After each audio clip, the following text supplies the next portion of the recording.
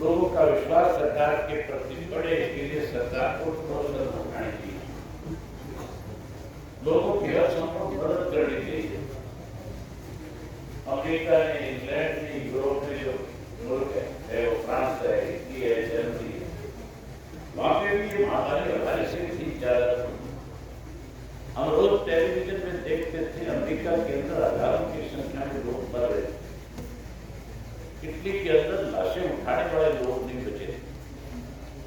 ऐसी हालत थी पूरी दुनिया में। हमारे देश में तो उस वक्त में केवल 500 मरीज थे, लेकिन दुनिया में इतना डर फैला हुआ था कि हर आदमी उसको देख करके चिंता करता था कि कहीं हमारे देश में आ जाए। तो इतनी बड़ी आबादी है हमारे देश में, तो ये महामारी इस तरह से लोगों की जान ले लेगी कि पता नहीं कौन बचेगा कौन मरेगा। लेकिन उस वक्त में जहां सरकार को हमारी मदद करनी थी, मदद करने की बजाय कैसे किसान कमजोर हो इसके लिए योजना बना रहे।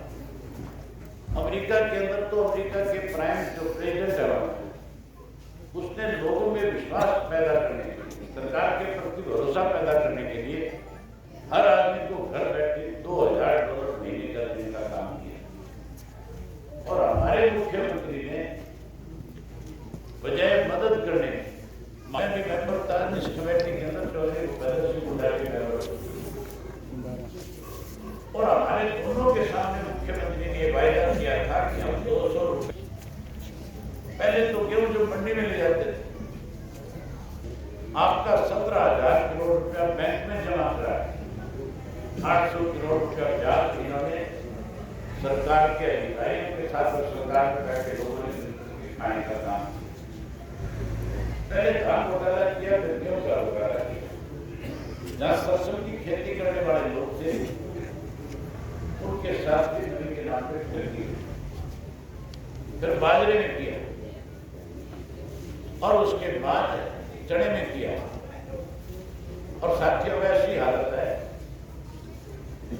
कि किसान को कहते तो ये कि हमने अध्यादेश लागू करके किसान का फायदा कर दिया। मैं इस बात पे फिर आऊंगा। उसके बाद शराब का घोटाला, और शराब का ऐसा घोटाला था पूरा देश लॉकडाउन में था।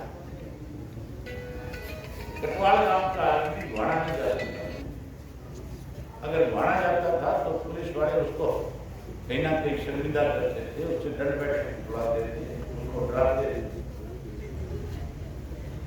एक गांव से दूसरे गांव जा नहीं सकते थे, चिट्ठी पहले लगे थे, सड़कों पे कोई साधन नहीं था, ना कार चलती थी, ना जीप चलती थी, ना ट्रक चल रहा था, ना बस चलती थी, ना रेल चलती थी, सब कुछ बंद थे। सारे कारखाने बंद थे, दारू की फैक्ट्रियां बंद थी, दारू के गोदामों पे सील लगी हुई थी, दुकान पीढ़ी की नहीं हुई। उस हालत के अंदर भी एक शराब का माफिया सरकार में बैठे लोगों ने खड़ा कर दिया और उन्होंने 1,30,00,000 शराब की बोतलें गोदामों में से निकाल के पीछे की खिड़कियां तोड़ कर गांव में सप्लाई शुरू कर दी। जो बोतल 100 रुपए में मिलती थी 500 में बेची, बिकी थी कि नहीं बिकी थी? 500 आपके गाँव में बिक्री होती, कोई नाम ऐसा नहीं है शराब चोरी करके 500 रुपए लोगों के लिए से निकाल करके वो भी लोगों ने माफिया के साथ मिलकर बांट किया। उसके बाद रजिस्ट्री का घोटाला हुआ, तबादलों का घोटाला हुआ, प्राइवेट स्कूल वालों से लाख रुपए सरकार ने इस कोरोना की बीमारी के नाम पे लेकर के अपनी जेब में डाल दिए। साथियों ये कहते हैं कि हमने जो अध्यादेश लागू किए हैं, जिन अध्यादेशों को लेकर के किसान पीपली में जाकर के विरोध कर रहे थे, उन किसानों के ऊपर लाठीचार्ज करें। पहले तो उनको जाने से रोका गया। जब किसान वहां किसी तरीके से अपने अपने ढंग से वहां इकट्ठा होकर पहुंच गए तो बैरिकेड लगा दिए कि आप पीपली के मंडी में नहीं जा सकते। और जब उन्होंने बैरिकेड तोड़ करके आगे बढ़ना शुरू किया, किसी का हाथ तोड़ दिया, किसी का सर तोड़ दिया। और हमारा जो गृह मंत्री है वो कहता है किसी के ऊपर कोई लाठीचार्ज नहीं हुआ। आज के अखबार में भी खबर है कि कोई लाठीचार्ज नहीं हुआ। ये भी कहता है हमने कोई आदेश नहीं दिया, कहता है कोई FIR दर्ज नहीं है। दूसरी तरफ डिप्टी जो चीफ मिनिस्टर है वो चीफ मिनिस्टर से जाकर के मिलके कहता है इसकी जांच होनी चाहिए। ये पहली दफा है कि सरकार में बैठा कोई व्यक्ति मंत्री के पद पे रहते हुए ये कहता है कि इसकी जांच होनी चाहिए। सरकार से जांच की मांग विपक्ष के लोग किया करते हैं। जांच की मांग तो आप और हम करें, क्योंकि पीड़ा हमें है कि सरकार ने बेकसूर लोगों पे लाठियां बरसाई। ये तो सरकार में शामिल लोग हैं, ये तो उस साजिशकर्ता में शामिल है जिन्होंने लाठियां बरसाने का काम किया। अगर वो ये कहते हैं कि हम इस साजिश में नहीं है शामिल, तो फिर जिस सरकार को समर्थन दे रखा है, जिस सरकार को इन्होंने बना रखा है, अपना समर्थन वापस ले, समर्थन वापस लेकर के किसान के साथ आकर के खड़े हो जाए। नाम चौधरी देवीलाल का लेते हैं, कहते हैं उनकी नीतियों को आगे बढ़ाएंगे। चौधरी देवीलाल की नीतियां तो उस दिन बननी शुरू हुई थी जिस दिन इंडियन नेशनल लोकदल पार्टी की नींव रखी गई। जिस पार्टी की नींव स्वयं चौधरी देवीलाल ने रखी, उस पार्टी ने चौधरी देवीलाल की नीतियों का अनुसरण किया। इन्होंने तो चौधरी देवीलाल का झंडे पे फोटो लगा करके कई लोगों को बरगलाने का काम किया। ये कहा करते थे आकर के कि हमें घर से निकाल दिया। ये कहते थे मेरे बारे में कि अभय सिंह जो है कार्यकर्ताओं को मान सम्मान नहीं देता। अभय सिंह की वजह से पार्टी को नुकसान हो गया, पार्टी अलग बना ली। आज जो कार्यकर्ता किसी गलतफहमी के शिकार होकर के उनके साथ चले गए थे, आज रोजाना सैकड़ों की संख्या में फिर से इंडियन नेशनल लोकदल पार्टी में विश्वास व्यक्त करते इस पार्टी को। जिस किसी ने अटवाल गांव की किसी साथी ने इनके पक्ष में वोट डाला था, आज मेरे ख्याल उनमें भी 90% ऐसे होंगे जो फिर से चौधरी देवीलाल की पार्टियों में नीतियों में जुड़ना चाहते हैं। जुड़ना चाहते हैं, नहीं जुड़ना चाहते, या भी दुश्मन के साथ में सारे आलिए नहीं। जो कोई रह भी जाएगा तो मान के चलिए, गांव की गली में से जब निकलेगा तो लोग कहेंगे कि आज भी उन गद्दारों के साथ खड़े जिन्होंने हरियाणा प्रदेश के किसान को बर्बाद करने का मोड़ लगाने का काम किया। कहेगा कि नहीं कहेगा? तो साथियों, जो अध्यादेश लेकर के आए, इसके बारे में आज भी कहते हैं कि अध्यादेश अच्छा है। दोनों पार्टियों के लोग कहते हैं कि बुराई क्या है, हम MSP देंगे।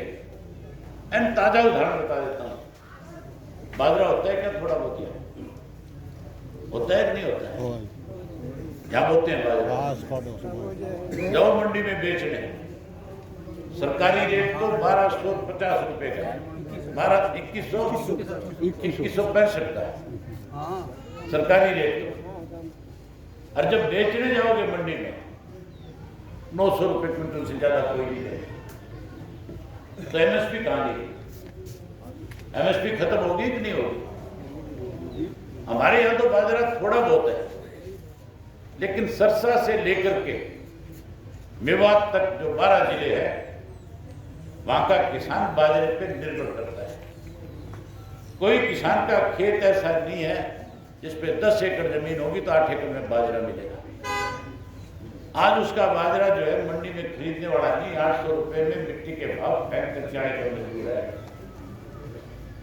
जिन्होंने सरकार के कहने से मक्की बो दी थी, इस सरकार ने कहा था कि धान ना लगाओ, धान में पानी की ज्यादा खपत है, इसलिए सरकारी रेट 17.5 और बेचने गए 600 रुपए क्विंटल में बेचने पे मजबूर होना, उसकी मक्की नहीं खरीदी। तो ये तुम्हारा डेथ वारंट है। जिस ढंग से इसको लागू किया है, आने वाले समय में हर किसान को अपनी जमीन बेचने पर मजबूर होना पड़ेगा। बड़ी बड़ी कंपनी के लोग हमारे साथ एग्रीमेंट करेंगे। ये रंग बदल गया। और फिर ये कहेंगे कि जो दाने का साइज हमें चाहिए था वो भी नहीं बना, ये अंडर साइज है, इसलिए हम तेरी फसल नहीं खरीदेंगे। आपके पास कहीं पे भी जाकर तो हम कहां फसल रखेंगे? बाहर रखेंगे तो इस बात का डर रहेगा कि कहीं खराब हो ज्यादा ना हो जाए। अगर कांग्रेस के लोग चाहते क्या तो 10 राज्यों में कांग्रेस पार्टी का राज है, वहां से फिर 10 के 10 राज्यों से कांग्रेस के लोग लिख करके भेजते कि हम इस अध्यादेश को मानेंगे नहीं, हम इसको लागू नहीं करेंगे, यहाँ का किसान इस अध्यादेश को लागू करने के लिए सहमत नहीं है। अगर लिख करके भेजते तो केंद्र की सरकार पे दबाव बढ़ता है, लेकिन लिख करके नहीं भेजा। अब जब किसान ने विरोध करना शुरू कर दिया, नहीं चला सकते तो विरोध नहीं किया। अब वो कहता है, कल गवर्नर से मिला और जाकर के गवर्नर से कहता है कि विशेष सत्र बुलाओ ताकि इस पर चर्चा हो सके। जब चर्चा का